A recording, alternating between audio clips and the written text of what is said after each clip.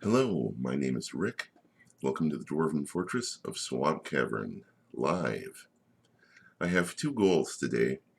I'm testing the technology that lets me live stream. I'm also recording a video for YouTube. So when the stream is over, I will post the footage from my hard drive, which should be the nicer version. I'm going to show off my fort a little bit and talk about a few of the dwarves. To keep myself interested in their world, I'm planning on making a large mushroom-filled park for the dwarves to admire. I'm also hoping to rebuild the dwarven population a bit. In order to understand why, you have to know a little about the history of the world the dwarves live in. Because of this, I'm not planning on interacting with chat too much. I'm going to keep that to a minimum, kind of. I don't really know how long I'm going to go for. My goal is an hour. If I do 40 minutes, I will be happy. I may have to check in and out of the stream a couple times to make sure that it's recording properly. Hopefully I don't lose anyone when that happens, but I am very new to this. This is only my second real live stream ever, so please bear with me.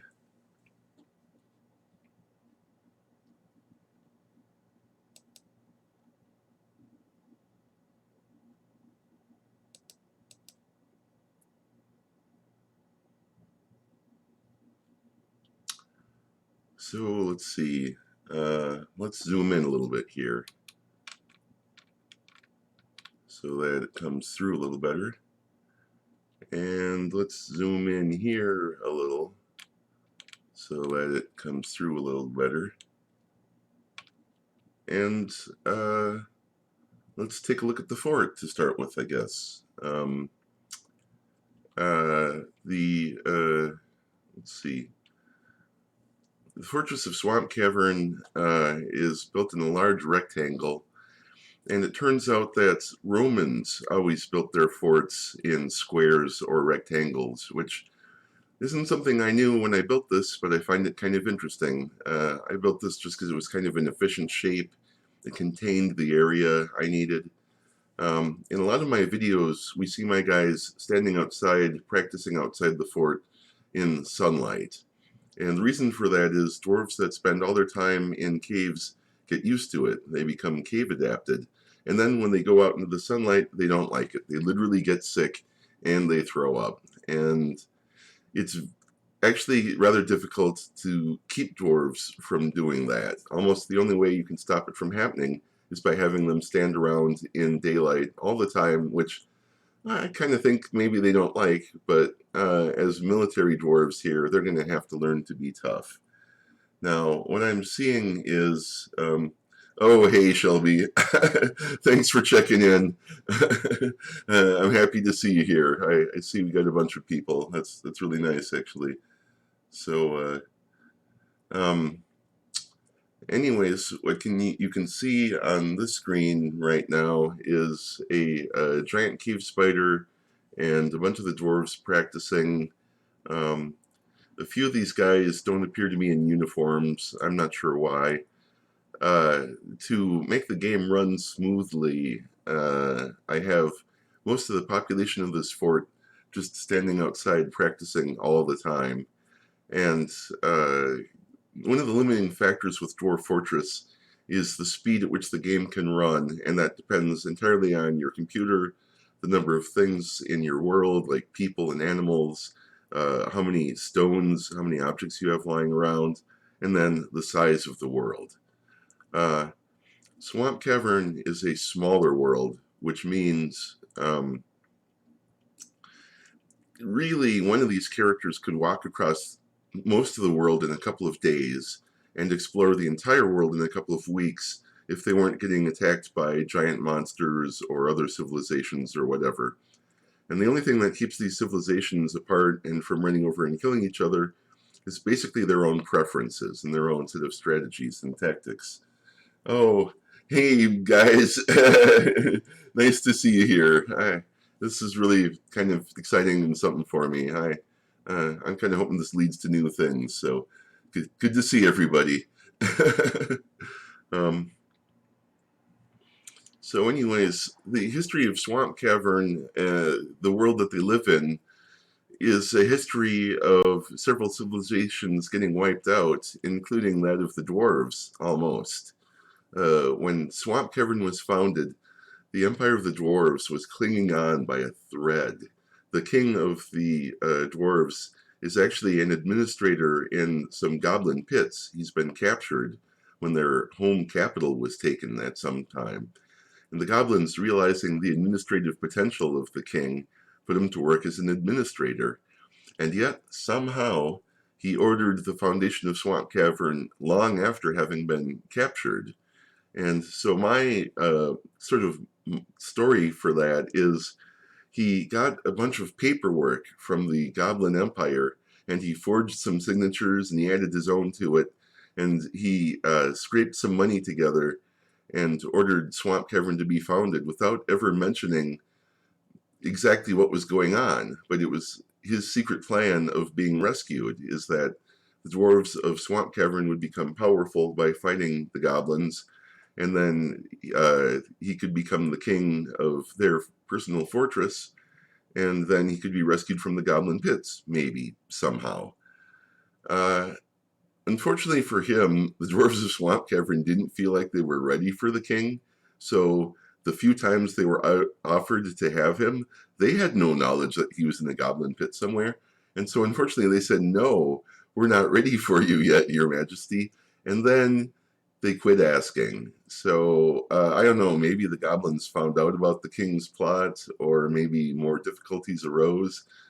But long story short, there's not that many dwarves in the world left. And what I've done is I've set the maximum population cap of this fort up a little bit from what it had been.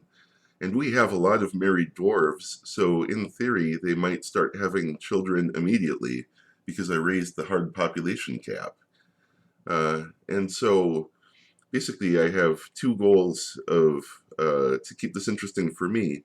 One is rebuild the dwarven population, let them have babies again, and it's very important here because the total number of dwarves in the whole world will be going up if we do that. We'll be saving the dwarven population from extinction.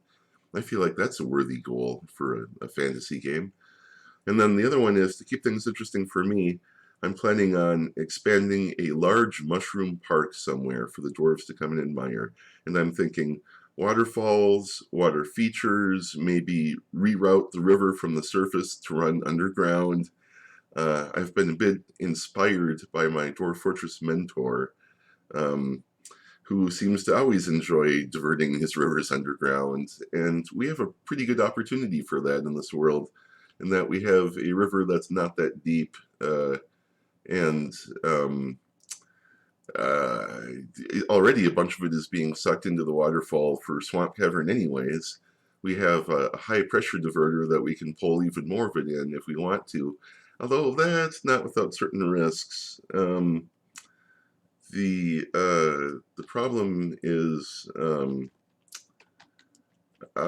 waterfalls in Swampcavern already are a little bit powerful. If a dwarf was to walk through the hallway at the wrong moment when a lot of water was going through it, they might, and have been, get injured. Sometimes you see little pools of blood around the drains where the waterfall, where some poor dwarf got nailed with a 1 or 2 level thing of water and it actually hurt them. But actually being forced to see the waterfall so constantly makes them so happy that I feel like any minor damage they take from it is well worth it, because, not to brag, but this is an extremely well-established fort, which I guess I'm about to get into next, but currently we let the dwarves goof off for a little bit, and they became ecstatic. We had a few unhappy dwarves. They've shifted into merely mildly unhappy instead of having psychotic breaks and breakdowns and constantly complaining to the governor.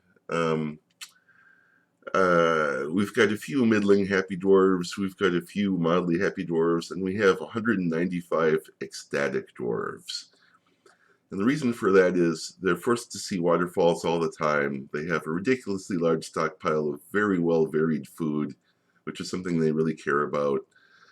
This is one of the earlier versions of Dwarf Fortress, so this isn't kind of I know the current version kind of has a reputation for being super easy mode.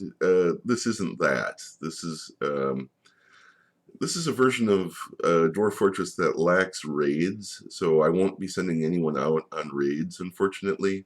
That's why we're going to do kind of a construction project to entertain me and my viewers. You can sort of see my thought process. I'll kind of show my work, which is going to take a while. Hey, everybody. Yeah, I got a comment. Hopefully mothers won't carry their infants into battle. Currently, we have a lot of people in the army, and there is a small chance that they will. But actually, we're so well established that a lot of them probably won't. They may carry their children into demonstrations, which is something I've seen in forts with a lot of kids. And the one thing that I've seen from that is one of the kids got a few levels in the perception skill. And I think it's because he watched so much combat strapped to his mother's back or his chest, whichever way it is when they're doing their practice. So that really does have an in-game effect. And who knows, maybe we'll get some pre-made sort of soldier dwarves because they get some levels in perception as infants being carried on their mothers or whatever. So yeah, I'm hoping to keep that to a minimum. Actually, in my military, I usually try to keep the females out of it a little bit, but especially at the start, I wasn't particularly choosy. So hey, if anyone's got any preferences, whether you'd rather hear about the fort or rather hear about the people, shout out. Or if you have any questions, I'm really curious to answer anybody's questions about the fort. I mean, there's a lot going on here, and it's not easy to tell. And I'm trying to make this entertaining for people who don't play Dwarf Fortress even. Hopefully that's possible. So if you're wondering what you're seeing or what's going on, for regular Dwarf Fortress viewers, if you're wondering why there's no sound, there is no sound. I could turn the in-game sounds on, but I am so sick of them. And also the in-game music. It's great. It's very nice. If you've ever heard more than a few hours of YouTube videos with it in it, you get so sick. And especially I can't listen to it for hours and hours while playing it. So I've got both the sounds and the music turned off. If you want music during my broadcast, might I suggest you find some and play some yourself. Because then that way you can set whatever ambiance you want to go with this, whether it's heavy metal to go with some battle scenes, which are almost inevitable. One thing I should mention is Swampcavern is set in a Forbidden Wilds, or a Forgotten Wilds, whichever one it is. So that's the home of the giant animals, the giant animal people, the craziest cave monsters you can get, basically. We regularly have giant animals stopping by and charging the front gates and attacking the troops, and it happens with such regularity that sometimes I don't even notice when it happens.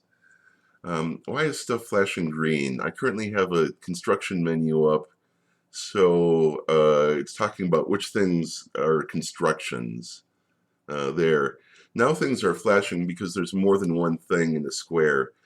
Some things are flashing because here's some water going over a grate in the floor that lets water drain through the many levels here. These grates are stacked on top of each other so that water can fall through them quite quickly.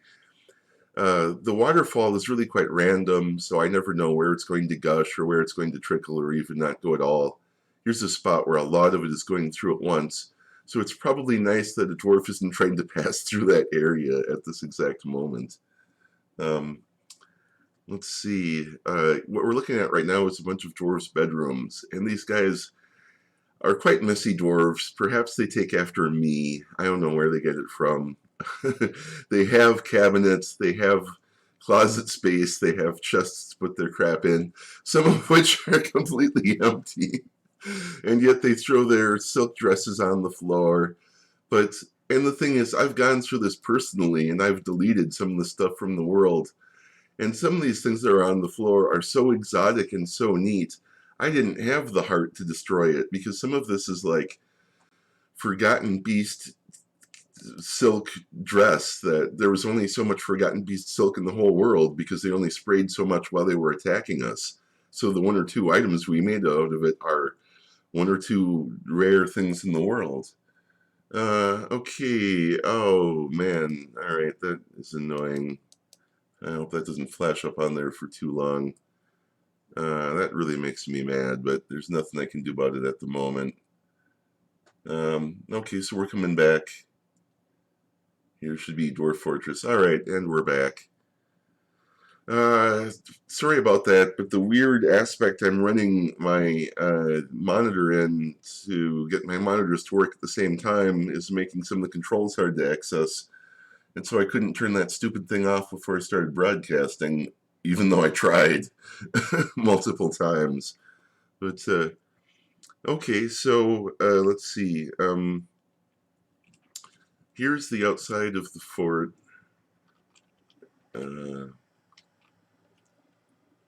And let's see.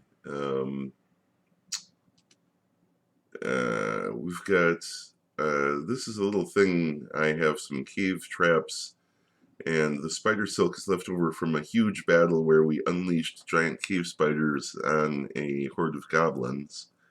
Let's see.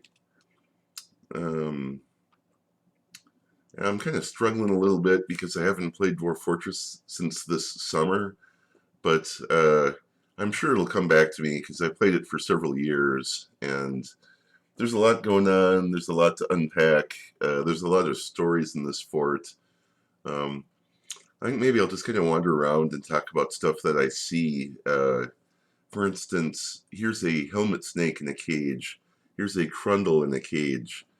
One thing these dwarves really like to do is capture their opponents and then practice on them by unleashing them from a bunch of cages and either letting their archers fire on them from safety behind fortifications, or sometimes we also just let a group of a smaller squad of soldiers, not the whole army at once, but a squad or 2 at once, battle a bunch of monsters in kind of an arena. We even have kind of a tavern set up sort of with the entertainment stage kind of thing, although it's not a battle arena. That one's just for performing and poets and performances, stuff like that. Let's see. Oh, here's one of the main rooms of Swampcavern. This is their tavern area. At the moment, Aquaman, Duke of Swampcavern, is hanging out here, and he's listening to a story. And we can even find out what that story is. It's in the mid-spring of the year 46, the human Gulgud Bunnydeep, the humble, Famine, became the lady of the Council of Mobbing. Oh, so it was a woman, and she became a noble position in the Council of Mobbing, which would have been one of the human empire positions. So what we have here is a bunch of dwarves hanging out. There's water falling through their waterfall, and they're looking at this huge mushroom park. And these are rather mature mushroom trees. They are 7 or 8 stories tall. In theory, they should grow to be 9 or 10 stories, but this fort is more than 20 years old, and I've never seen them grow to their full height. So I'm starting to wonder how long it takes mushroom trees to grow to their